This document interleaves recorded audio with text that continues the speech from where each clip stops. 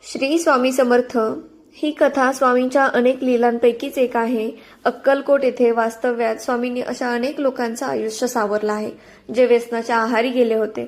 श्री स्वामी समर्थ चरित्र सारामृत मधील अध्याय 14 आणि 17 मध्ये स्वामींनी भक्तांचं संकट निवारण कसं केलं याचं संपूर्ण वर्णन भेटतं आपल्याला।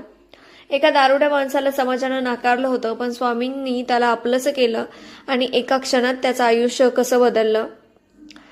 अक्कलकोटमध्ये एक माणूस होता। तो दिवस रात्र दारूच्या नशेत असायचा। त्याचं घरदार उद्ध्वस्त झालं होतं। समाजात त्याला मान नव्हता आणि प्रकृतीही खालावली होती।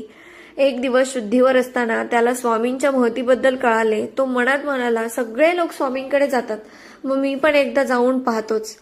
तो माणूस दारूच्या नशेतच स्वामींच्या समोर वटवृक्षाखाली जाऊन उभा राहिला। लोक त्याला हटकू लागले, पण स्वामींनी त्याला जवळ बोलावले।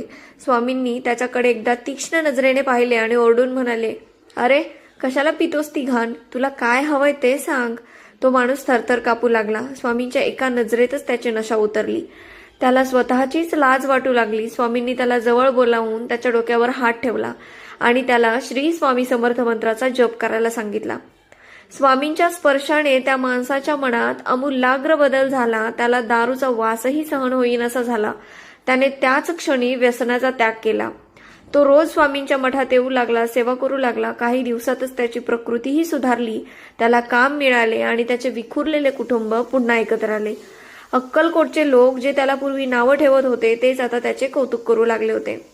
स्वामी समर्थांच्या कृपेने अशक्यही गोष्टी शक्य होतात। जर एखादा माणूस प्रामाणिकपणे शरण गेला तर स्वामी त्याचे संपूर्ण आयुष्य बदलवतात आणि फक्त श्री स्वामी समर्थ या मंत्राने सुद्धा सगळ्यांचं आयुष्य बदलू शकतं, एवढी त्याच्यामध्ये ताकद आहे। श्री स्वामी समर्थ। श्री गुरुदेव दत्त।